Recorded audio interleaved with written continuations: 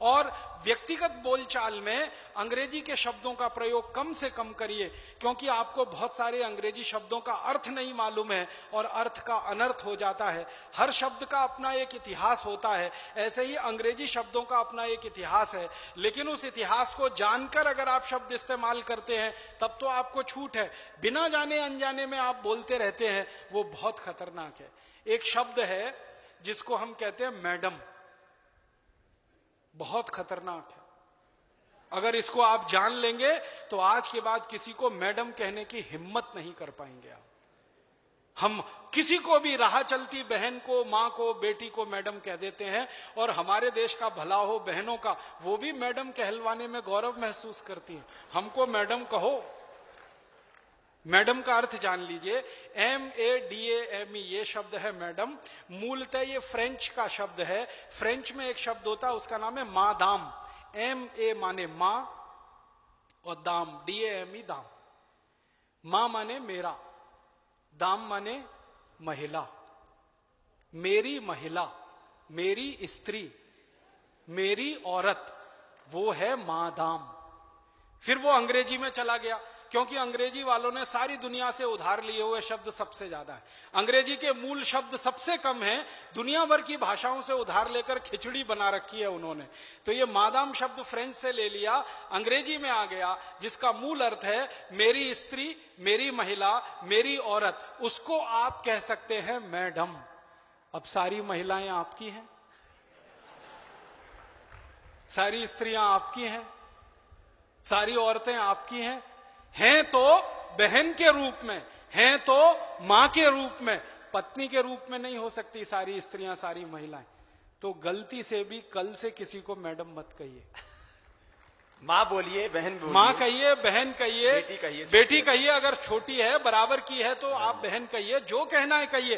भारतीय शब्दों में रिश्ते बिल्कुल स्पष्ट हैं।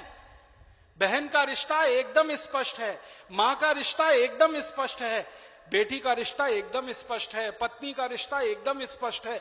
इतने स्पष्ट रिश्ते दुनिया के किसी शब्द में नहीं मिलेंगे जो भारत में। मैडम का रिश्ता ही स्पष्ट नहीं है आपको, और हो गया तो कहने की हिम्मत नहीं करेंगे।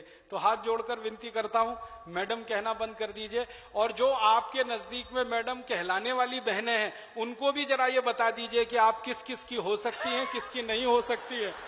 तो ये मैडम बंद करिए।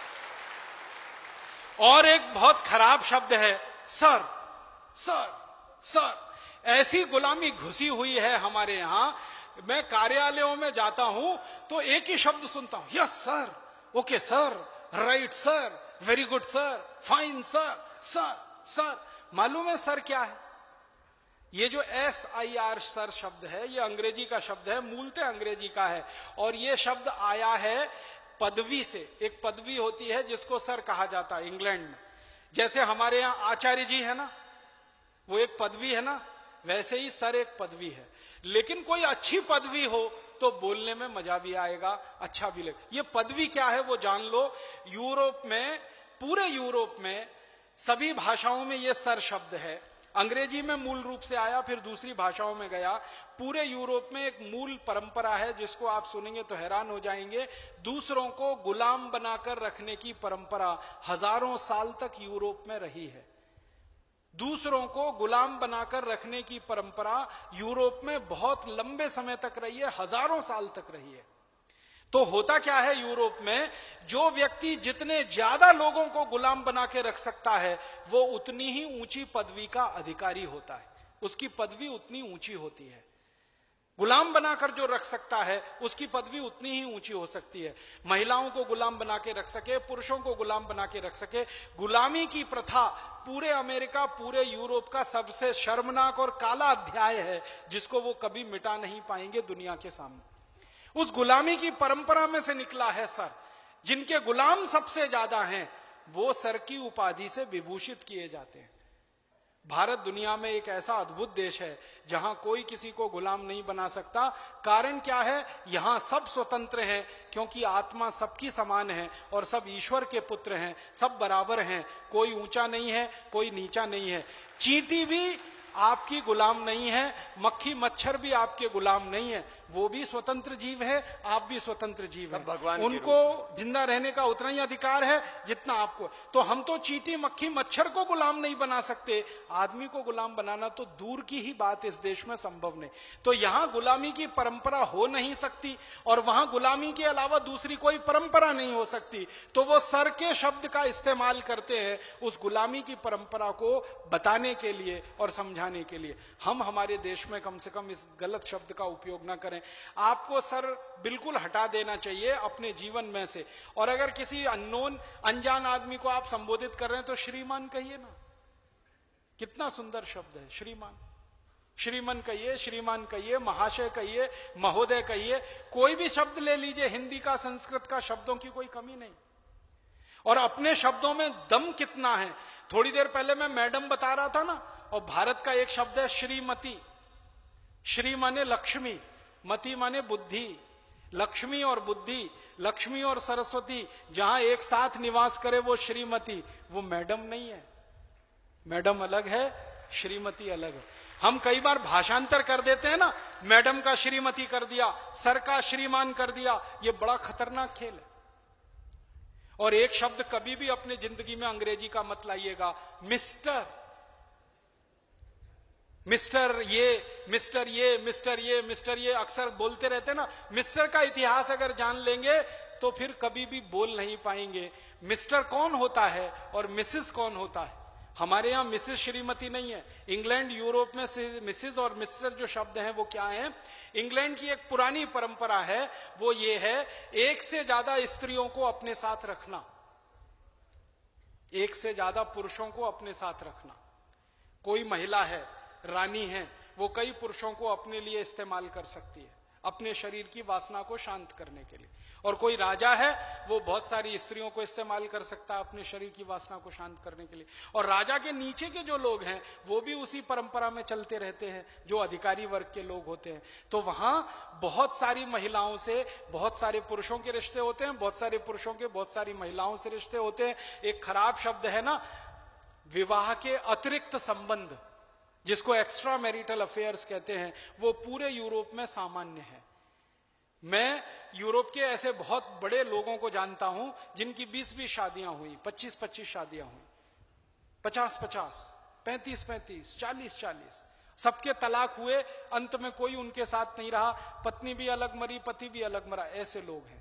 और उनके यहां बहुत सारी शादियां होती हैं और बहुत सारी स्त्रियों को शादियों के बिना भी साथ में रखा जाता है। इस तरह का उनके यहां चलन है, वो अपने देश में नहीं रहा। और हमारे यहां गलती से किसी राजा ने ये कोशिश की तो जनता ने कभी उसको स्वीकार नहीं किया, ये आप जान लीजिए।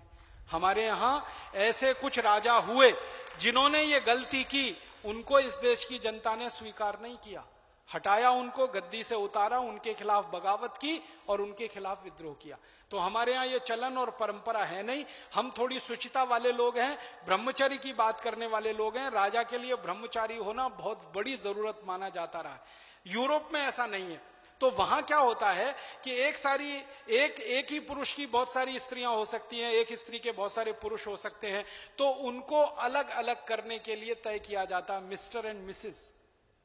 कौन सी मिसेस, ये वाली, कौन से मिस्टर, ये वाले, कौन से मिस्टर, वो वाले, कौन से। तो अब मैं मूल अर्थ बता रहा हूं। मिस्टर का अर्थ होता है पति को छोड़कर कोई भी पुरुष, वो मिस्टर है। और मिसेस माने धर्म पत्नी को छोड़कर कोई भी स्त्री। आप सोचिए, आपके लिए यह संभव है? पति को छोड़कर कोई भी पुरुष मिस्टर हो सकता है और पत्नी को छोड़कर कोई भी स्त्री मिसेस हो सकती है। तो आप अपनी जिंदगी में मेहरबानी करके ये मिस्टर मिसेस शब्दों का इस्तेमाल बंद करिए।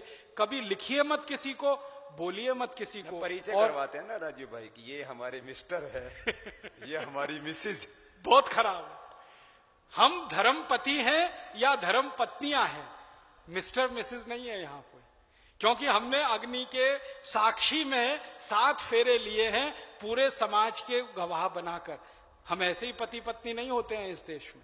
यहां बड़ी बहुत पुरानी परंपरा है पति पत्नी होने की। यूरोप में तो ऐसे ही हो जाते हैं, बेड पार्टनर हैं तो आप हो सकते हैं, भले आप कहीं जाएं या ना जाएं। और बिना पति पत्नी हुए भी सालों साल साथ रह सकते हैं, क्योंकि उनके यहां एक परंपरा है लिव इन रिलेशनशिप। आप पति नहीं है, पत्नी नहीं है, साथ में रह रहे हैं, बच्चे पैदा हो गए तो किसी अनाथ आश्रम को दे दिए, वहां पर वो बड़े होंगे, वहीं पर पलेंगे। फिर उनके साथ समस्या आती है कि नाम किसका दिया जाए, क्योंकि उनके बाप का पता नहीं, क्योंकि उनकी मां का पता नहीं, तो चर्च फिर उनका नाम तय करता है और उनको चर्च का नाम दिया जाता है। तो उनके यहाँ की ये पुरानी परंपराएं हैं। अब वो खराब हैं अच्छी हैं वो जाने, हम उस पर टिप्पणी नहीं करते। हम ये नहीं कह सकते कि वो बहुत खराब है, हम ये भी नहीं कहते बहुत अच्छी है। हम तुलनात्मक रूप से कह सकते हैं कि अपने देश की परंपरा से वो भिन्न है। तो भिन्न परंपराओं में भिन्न शब्द होते हैं, भिन्न व्यवस्थाओं में भिन्न शब्द होते हैं। हमारी व्यवस्था और हमारी परंपरा मिस्टर और मिसेस वाली नहीं है। तो अपनी धर्म पत्नी के लिए गलती से भी ये मिसेस शब्द इस्तेमाल ना करें, और आपकी धर्म पत्नी को समझा के रखें कि आपके लिए कभी मिस्टर शब्द इस्तेमाल ना करें। क्योंकि अक्सर स्वामी जी जो कह रहे हैं वो मैंने भी महसूस किया है, कोई भी परिचय करा देता तो यही कह देता ये मेरे मिस्टर है और ये मेरी मिसेस है। और बहुत खराब एक अंग्रेजी का शब्द हम लोगों ने इस्तेमाल करना शुरू किया है, ये मेरी बेटर हाफ है। वो और भी तकलीफ देने वाला शब्द। बेटर हाफ वहां हो सकती है, यहां नहीं होती है कोई भी। ये तो आपकी पूरे जीवन की संगनी है, हाफ और फुल का कोई चक्कर ही नहीं है। और इस जन्म में नहीं है, 7 जन्म तक है, तो यहां हाफ और फुल का चक्कर ही नहीं है। इसलिए ये अननेसेसरी, बिना किसी कारण के अपनी इंप्रेशन को बढ़ाने के लिए, दूसरे पे दबदबा साबित करने के लिए अंग्रेजी शब्दों का उपयोग अपने जीवन में आप तो कम से कम करिए। तो ये मेरी आपसे प्रार्थना है। तो भाषा की गुलामी से आप थोड़ा, अंकल आंटी भी हाँ, तो ज्यादा भाषा की गुलामी से थोड़ा बाहर निकलिए। एक और बहुत खराब शब्द है अंकल, और दूसरा है आंटी। अब यूरोप में कोई रिश्ता नहीं है, चाचा नहीं है, मामा नहीं है, मौसा नहीं है, फूफा नहीं है, मौसा का मौसा नहीं, मामा का मामा नहीं, फूफा का फूफा नहीं, वहां तो सब अंकल है। क्यों नहीं है? क्योंकि परिवार नहीं है। परिवार होते हैं तो रिश्ते होते हैं, परिवार है ही नहीं। आपको सुनकर हैरानी होगी, 1950 तक यूरोप में परिवार नाम की संस्था नहीं होती थी। मुश्किल से 2-3% लोगों के परिवार हुआ करते थे 1950 तक। अभी थोड़े दिन से उनके यहां ये थोड़ी परंपरा आई है, वो भी भारत और पूर्वी देशों से उन्होंने सीखी है। तो जहां परिवार नहीं होगा वहां पारिवारिक रिश्ते नहीं है, तो सारे रिश्तों को वो एक जगह इकट्ठा करके उन्होंने अंकल कह दिया, उन्होंने आंटी कह दिया। तो आपके जीवन से ये अंकल, आंटी, फिर ये मिस्टर, मिसेज, मैडम, सर, ये फालतू के जो अंग्रेजी शब्द हम लोग बेकार में इस्तेमाल कर रहे हैं, इनको निकालिए। भाषा की गुलामी से आप बाहर निकलिए तो दूसरों को निकालने में सुविधा होगी।